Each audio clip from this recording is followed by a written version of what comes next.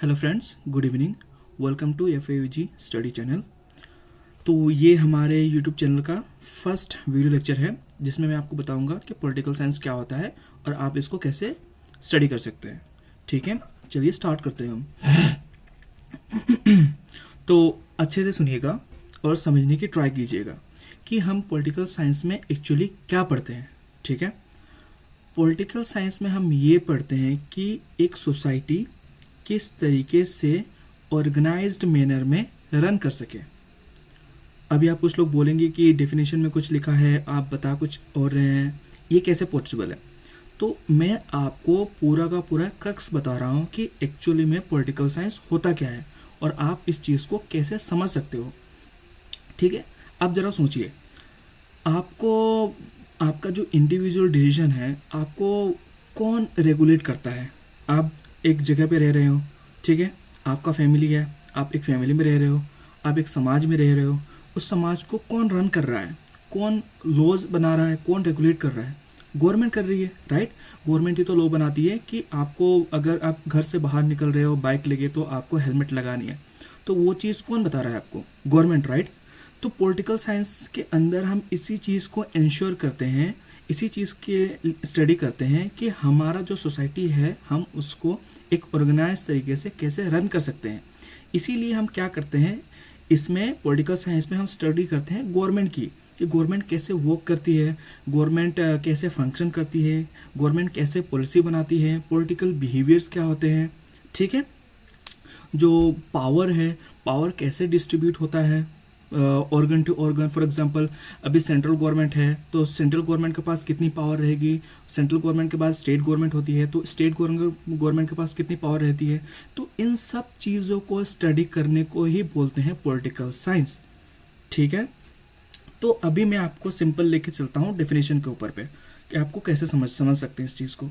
तो डेफिनेशन से चलने के पहले तो आपको दो टर्म दिखेंगे, पॉलिटिकल और साइंस। तो अगर आपको इस डेफिनेशन को अच्छे से समझना है ना, तो आपको इन दोनों टर्म की नॉलेज होनी चाहिए कि क्या होता है वर्ड का मीनिंग पॉलिटिकल और क्या होता है साइंस का मीनिंग। ठीक है, तो चलिए स्टार्ट करते हैं। तो पॉलिटिकल का क्या मतलब है? Matters relating to governance, power, public affairs और organisation and administration of the society. ठीक है, नहीं समझ में आया? चलिए मैं आपको सिंपल करके बताता हूँ।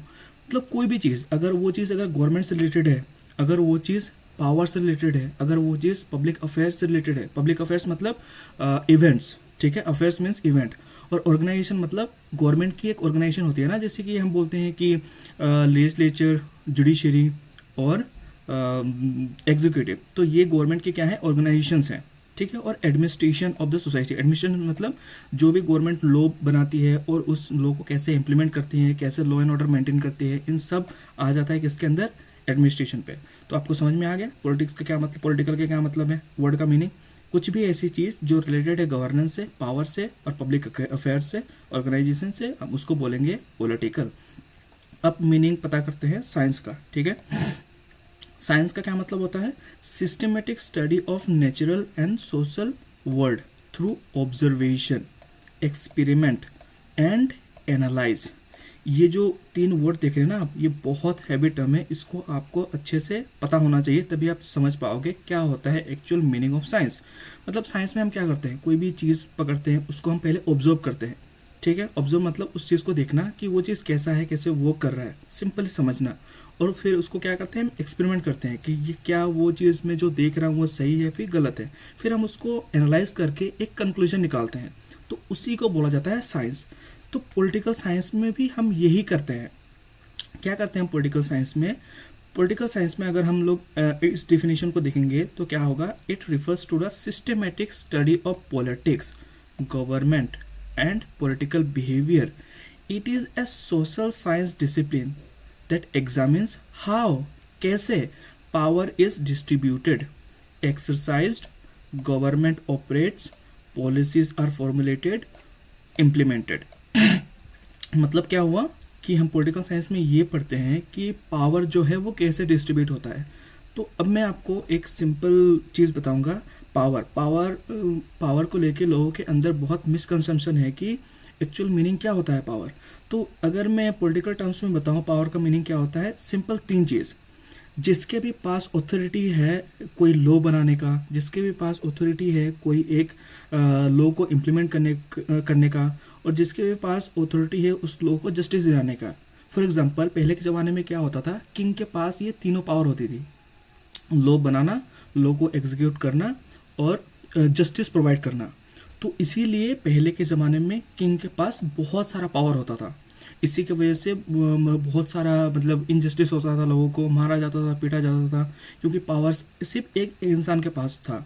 बट अभी क्या है, हमारे पास गवर्नमेंट की अलग अलग इंस्टीट्यूशन है, मतलब हमने सेपरेट कर रखा है कि लेजिस्लेचर को कितनी पावर देंगे, एग्जीक्यूटिव को कितनी पावर देंगे और जुडिशरी को कितनी पावर देंगे। तो यहाँ पे डिस्ट्रीब्यूशन ऑफ पावर का मतलब ये है कि हम लेजिस्लेचर को कितनी पावर देंगे ताकि वो आर्बिट्ररी एक्शन ना लें, हम जुडिशरी को कितना पावर देंगे ताकि वो अच्छे से हमको जस्टिस दिला सके। तो that's all comes under the ambit of political science. ठीक है, तो अब हम सबको पता है कि क्या होता है पॉलिटिकल साइंस का मीनिंग इन सिंपल वे। ठीक है, तो अब इसमें क्या करेंगे हम, और सिर्फ ये नहीं होता, इसमें बहुत सारी चीज़ें होता है। फॉर एग्जांपल पॉलिटिकल साइंस में बहुत सारी ब्रांचेस है, जैसे कि मैं आपको कुछ ब्रांचेस यहाँ पे दिखाता हूँ। ब्रांचेस ऑफ पॉलिटिकल साइंस मतलब क्या होता है, पॉलिटिकल साइंस में जैसे मैंने बताया कि बहुत सारी चीज़ें इंक्लूडेड होती हैं, राइट। तो उस चीज़ को हम एक साथ कभी भी स्टडी नहीं कर सकते, तो इसी वजह से हम क्या करते हैं, हम चीज़ों को डिवाइड कर देते हैं, तोड़ देते हैं, ताकि हम एक फील्ड को अच्छे से स्टडी कर सकें और उसमें हम एनालाइज कर सकते हैं कि चीज़ें कैसे वर्क करती हैं। For example branches of political science में क्या आ जाता है, हम पॉलिटिकल थ्योरी को पढ़ते हैं। आप लोगों ने बहुत बार सुना होगा कि हम लिबर्टी चाहते हैं, हम जस्टिस चाहते हैं, हमारे कंट्री में डेमोक्रेसी होनी चाहिए। तो इन सब चीज़ों की बात हम कहाँ पे स्टडी करते हैं, पॉलिटिकल थ्योरी पे। अगर आप पॉलिटिकल थ्योरी पढ़ोगे तो उसमें आपको पता चलेगा कि क्या कॉन्सेप्ट है और क्या आइडियाज़ है जस्टिस को लेके, लिबर्टी को लेके और डेमोक्रेसी को लेके। ठीक है, उसके बाद आ जाते हैं दूसरे ब्रांच पे। ये क्या होता है, ये होता है कंपैरेटिव पॉलिटिक्स। कंपैरेटिव पॉलिटिक्स मतलब क्या, कि हमारे देश का कॉन्स्टिट्यूशन कैसा है, यूएस का देश का कॉन्स्टिट्यूशन कैसा है, यूएस में कौन सी चीज़ें फॉलो होती है, उनके कॉन्स्टिट्यूशन में क्या मेंशन है, हम उस कॉन्स्टिट्यूशन से क्या उठा सकते हैं। फॉर एग्जांपल अगर हम इंडियन कॉन्टेक्स्ट में बात करें तो फंडामेंटल राइट जो है ना, वो हमने यूएस से ड्राइव किया है। हमने उनका कॉन्स्टिट्यूशन पहले देखा कि हाँ वहाँ पे फंडामेंटल राइट की वैल्यू की जा रही है, इसी वजह से वो चीज़ हमने अपने कॉन्स्टिट्यूशन में उसको डाल दिया, ताकि हमको फंडामेंटल राइट, हमारे जो मौलिक अधिकार होते हैं ना, कि आपको मतलब पुलिस ऐसे ही गिरफ्तार करके नहीं ली जा सकती, उसके लिए एक वारंट चाहिए होता है। आपके ऊपर क्या है, फ्रीडम ऑफ स्पीच है। जैसे कि आप सोशल मीडिया पे काफ़ी बार देखोगे कि किसी का भी मीम बना के डाल देते हैं, हमारे प्राइम मिनिस्टर या फिर राहुल गांधी, किसी का भी डाल देते हैं, तो आपको आज़ादी दी गई है, राइट। अगर यही चीज़ अगर आप कोई इंसान चाइना में करेगा ना, तो उसको जेल में डाल देंगे, तो वहाँ पे उतनी आज़ादी है नहीं, क्योंकि वहाँ पे फंडामेंटल राइट की कोई वैल्यू नहीं की जाती इतना ज़्यादा जितना इंडिया में है, राइट।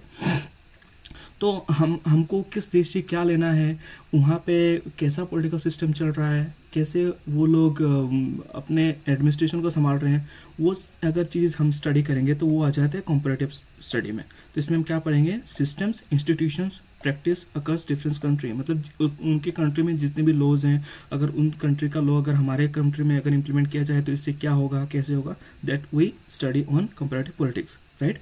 चलिए अब तीसरा ब्रांच पे आ जाते हैं, वो होता है आपका इंटरनेशनल रिलेशंस।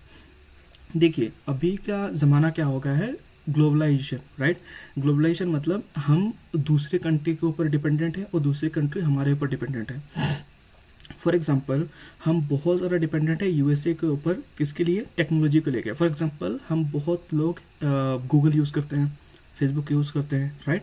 तो इन सब कंपनी का ओरिजिन कहाँ से हुआ है, यूएसए से हुआ है, तो हम उनसे सर्विस ले रहे हैं ना, तो इसी वजह से हम उनसे इंटरकनेक्टेड हैं। तो हमारी उनके साथ कैसे रिलेशन होनी चाहिए, हम कितना उनको ट्रेड करेंगे, कितना कैसे ट्रेड करेंगे उनके साथ, क्या रिलेशन रखेंगे, अगर हम उन सब चीज़ों को पॉलिटिकल लेवल पे स्टडी करने जाए तो ये आ जाता है पॉलिटिकल साइंस के अंदर, मतलब इंटरनेशनल रिलेशंस। ओके, ठीक है।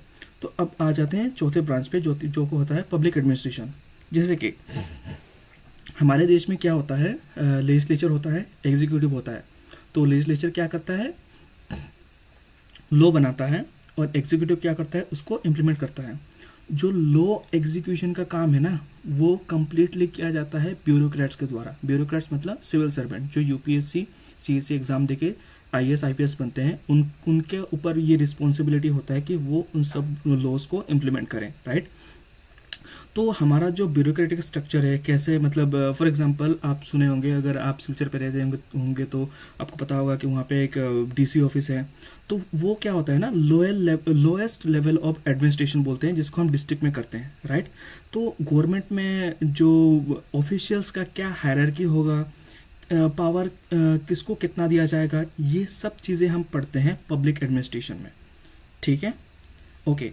एंड नेक्स्ट ब्रांच आपका हो गया पॉलिटिकल मेथोडोलॉजी। इसमें हम क्या पढ़ते हैं, इसमें हम डेवलप करते हैं कि हम कौन से मेथड अप्लाई करके पॉलिटिकल साइंस को पढ़ सकते हैं अच्छे से, क्या चीज़ें मतलब कैसे हम उसको ऑब्जर्व करें, क्या डेवलप करें ताकि हम उस चीज़ को इजीली समझ पाएँ। पॉलिटिकल आइडियोलॉजी क्या होती है, जैसे कि काफ़ी बार आपने ये चीज़ सुना होगा कि एग्जिट पोल, ओपिनियन पोल, उन सब को बेस करके हम लोग मतलब एक अनुमान निकालते हैं कि वो सब चीज़ें कैसे वोट देते हैं लोग, ठीक है। जैसे वोटिंग बिहेवियर किसी का अगर पता